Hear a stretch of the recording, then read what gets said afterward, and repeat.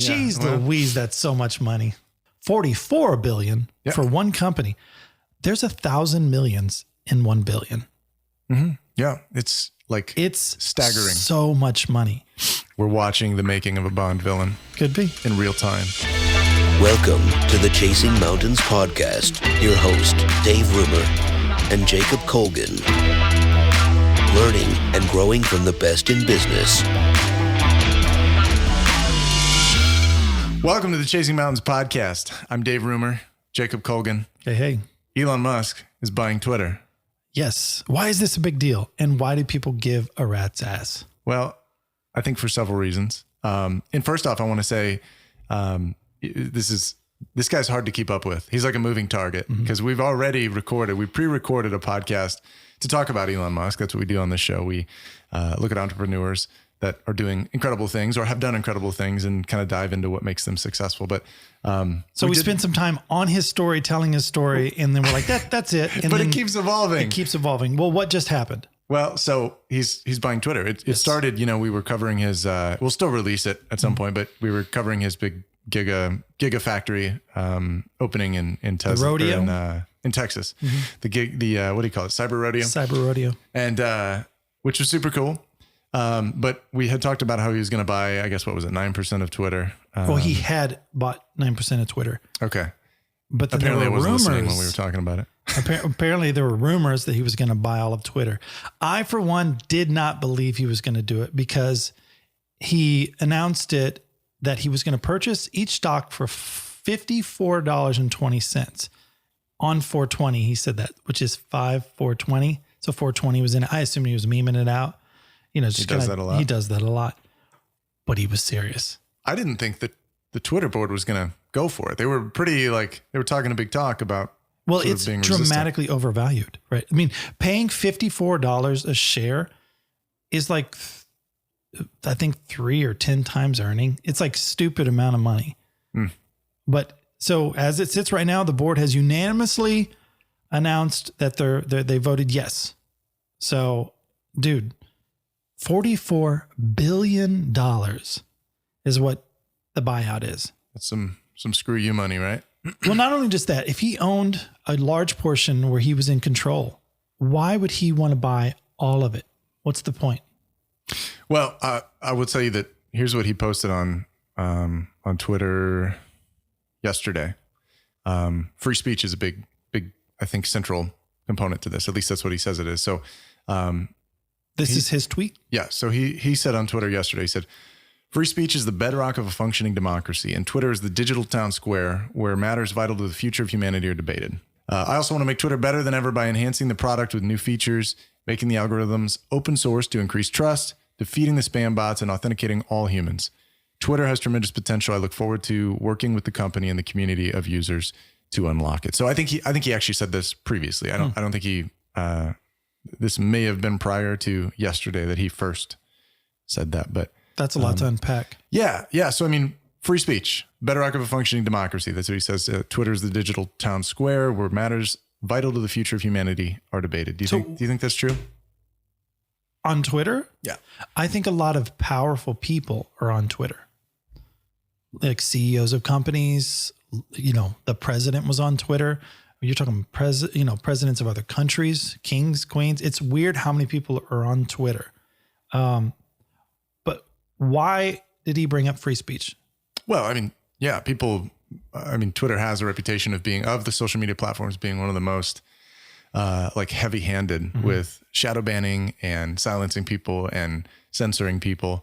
And removing people just from the platform because they feel like that was too offensive. Yeah. And they're not really hiding the ball. I mean, they've been, I think, pretty open about the fact that they do it. Like, it's not a secret. Yeah, no. And so, and a lot of people, it generates distrust, I think. What shocked me, people were talking about how much free speech, I should say how much they're silencing certain people that they disagree with. But I didn't know how much pornography was on Twitter. Like, apparently you can just have sex just on Twitter and it's fine. You can post a video and there's no like section of Twitter. that is specifically for adults. You can just So it search. just mingles in with like your morning news. I guess so. I mean, if you subscribe to that stuff, you do have to, I'm sure, look for it. But the thing is, it's like, if you're doing that and then you go in and silencing someone you disagree with, I mean, I think that it's easy to want to silence someone you disagree with because you think, well, of course I'm right. And what they're saying is stupid and evil and blah, blah, blah. Why is it important to Elon or to even you that those people have a voice? And why would he mention democracy and why it's so important to have free speech? Yeah, I mean, in the interviews that he's had, he seems to be pretty concerned with it, not really from like a financial aspect. He, according to what he said and what I think a lot of experts have said about this whole move, it seems really, I don't know if altruistic is the word, but like he seems to want it for the good of humanity. And he talks like that about Tesla and about SpaceX. I mean, that seems to be a motivating factor for him, is like sort of bringing society and civilization into the next sort of phase of existence. And I think that, if that is in fact what he wants, it could be huge, and I say that because we joked in the podcast that has yet to be released about Elon Musk. I feel sometimes like we're witnessing the prequel, like the journey to becoming a Bond villain a little bit, Sure. He easily could be. Yeah. Like he's richer than anybody. He's, until now, maybe he just spent he's spending a lot of money, but which, by the way, just $44 billion. Yeah. We were talking on another podcast, was about Disney purchasing Marvel and Lucasfilms $4 billion a piece. And we're like, wow, that's a lot of money.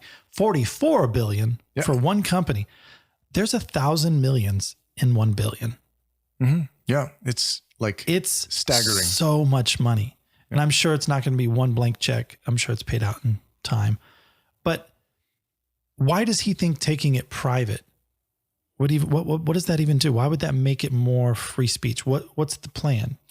Yeah. I mean, for one thing, he's talked about moving to a pay per user model. And I think a lot of it comes down to verifying users. There's a ton of bots. I was looking up some statistics. I think it's 23% of US adults use Twitter, less than a quarter.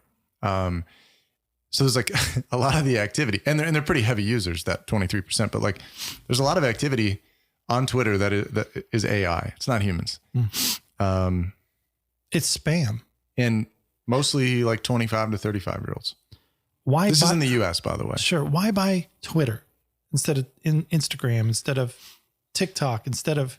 Yeah. I mean, I'll say this. I think Twitter has huge potential, but Twitter also seems to be at times sort of hell on earth. Like there's I don't really use Twitter. Yeah. And that's why, like, it seems like kind of a toxic, hateful, place to be. And, I tend to not, like, at this phase of my life, like I use social media for work things, but like, I don't spend a ton of time on it. I'm, and that's fine. That's fine with people that do. I mean, for me, Twitter has just not been a place that I want to spend a lot of time, but I think that could change. Like if, what's gone on, I think for a while now is that, Twitter makes something like 90% of its revenue through ad revenue. Like a lot of the social, I mean, that's kind of the social platform, model is ad revenue and then also data collection.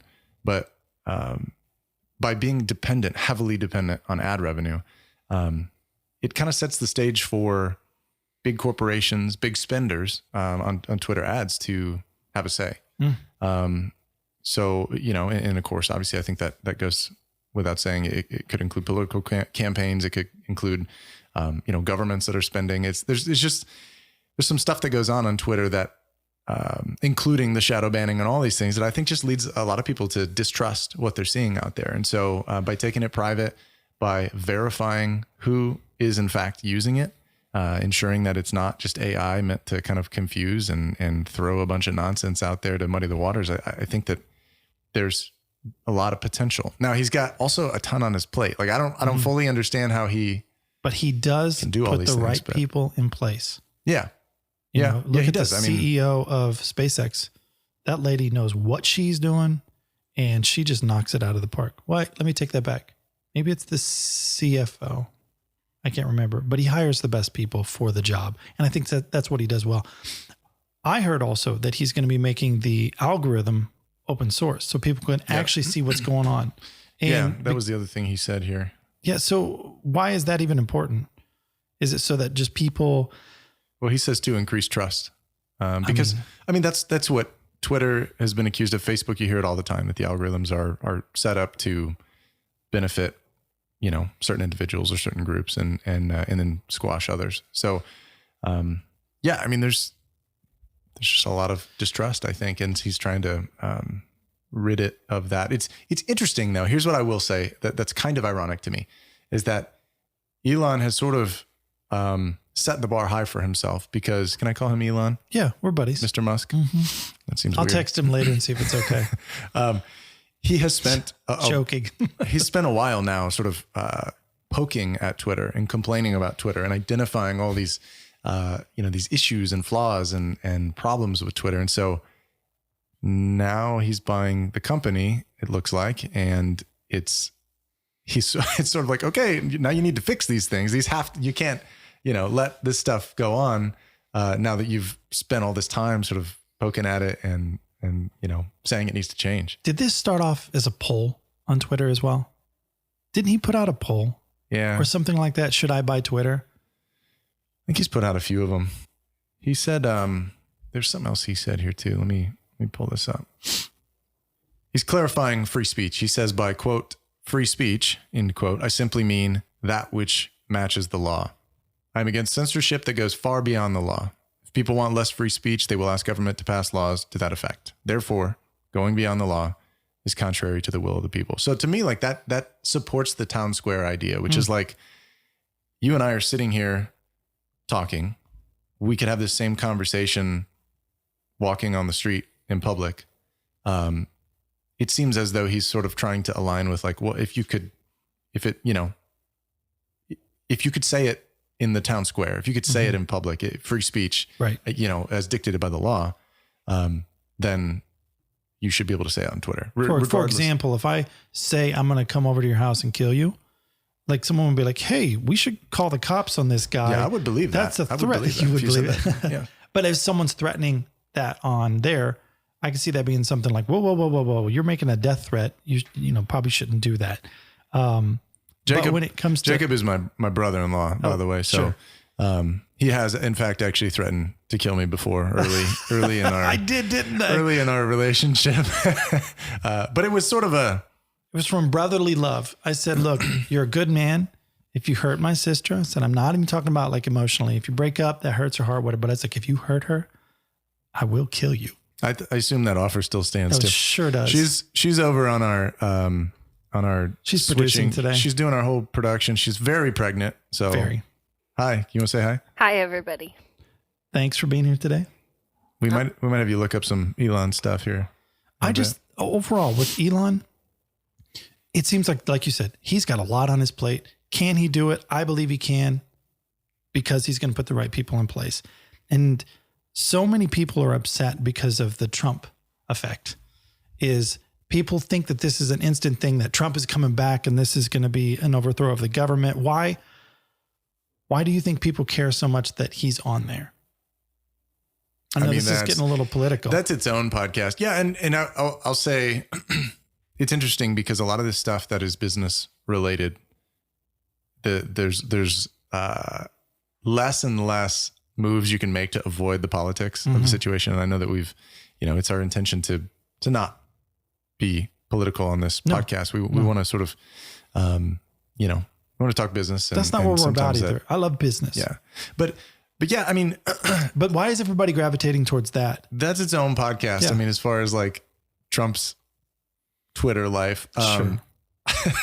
But I'll say this, I think he has mentioned, Trump, that he actually isn't interested in coming back on Twitter. He's launched Truth Social, something like that, his own social media platform. And while everybody's concerned about it, I'm not sure that he's planning to get back on Twitter. He kind of has his own reasons for pursuing other things now that may or may not. But yeah, now that Twitter is likely aligning itself, or I should say, being forced to align maybe with leadership that is a little more open and free speech, then, maybe there's not as much need for a truth social. I don't know. Yeah. But I think at the same time, it's important to hear from people you don't agree with. It really is. I think it's important to have that town square. A lot of times it's amazing what you can learn from someone you completely disagree with. Yeah. Sometimes even just seeing it from their point of view. Now, it is interesting that everybody hopped onto the Trump thing instead of all the cool things that could happen with Twitter. Of course, the news cycle has a tendency to gravitate only towards the bad that could happen or whatever it is. But I think I'm excited about it. First off, taking a company private is something you don't hear often. People always talk about going public, and he's taking it private. To me, that's cool. I'm excited to see what's going to happen in the future. Are they going to be able to live up to what they say, or is it going to shut down in 2 years? You know what I mean? Isn't SpaceX private? It is, yes. Yeah. And I think that's important. And the reason I think you want to be private is because you don't have to be beholden to the shareholders. The shareholders always want to see their profit going up. Well, if you're worried about the next quarter or the quarter after that, you can't think 20 years out. Yeah. And sometimes with something like SpaceX, you can't think about tomorrow. You're trying to get to Mars. Mm-hmm. And there are ways they're going to make money. I'm sure SpaceX is going to make money with Starlink. It's going to be a worldwide internet. They're still working on it. But I feel like this is significant and it's exciting to talk about. And Elon Musk, good luck. People are going to love or hate you. Just get it done, man. So anything else? He's either the future Tony Stark and is going to be the ultimate,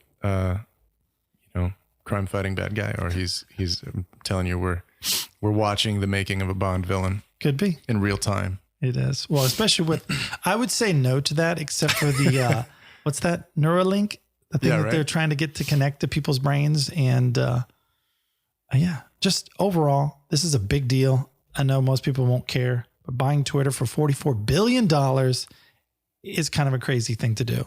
But Elon seems to do well at it. Yeah.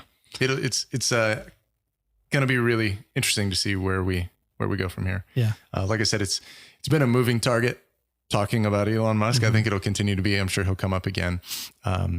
So yeah, I'm excited. I downloaded Twitter today. Yeah, I got on it today for the first time in a while. Yeah. So I was shocked that people still follow me on there. Like, that is shocking. It is shocking. I post nothing. I'm a boring individual. And yet somehow there was still, Yeah, but you used to post things, right? I used to. I probably posted a couple things. I should probably start. Yeah. In general, it's pretty cool. Anything else we want to talk about before we wrap this up? I'm good. You want to take us out, or you want me to take us out, or what? You take us out. Yeah. Okay. Well, thank you guys for listening in. This is kind of a little bit of an unusual impromptu podcast. We wanted to make sure to kind of talk about this in a timely fashion. We may do some more of these with a little more frequency, but basically we put out podcasts weekly. We've got several in the queue that we're kind of look, we're figuring this out as we go. Yeah. We've already got a podcast on Elon Musk, but what we do here is talk about entrepreneurs and business people, businesses, basically all business topics. But we want to find out what makes people like Elon Musk tick, mm-hmm. And what makes him unique and special and ultimately successful. And so each week we focus on somebody and dive into how we can apply the things that they did or are doing in their lives. Right. Because we're both entrepreneurs and we're in the thick of it. We're trying to grow our companies. And sometimes we need inspiration. I don't know about you, but sometimes I'm like, I feel overwhelmed. And so when I look at someone like Elon, who's running all these companies, I'm like, well, if he can do that, I can run a few. For sure. Yeah.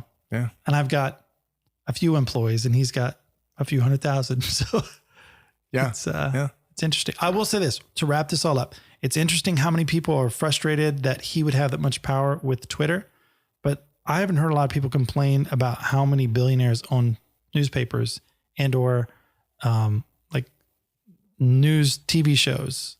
Yeah. I mean, you're saying those that complain about like one man owning, having that much power over free speech. Right. But then what's Mark Zuckerberg? Right. And what Amazon, Jeff Bezos owns, is it the New York? No. Washington Post.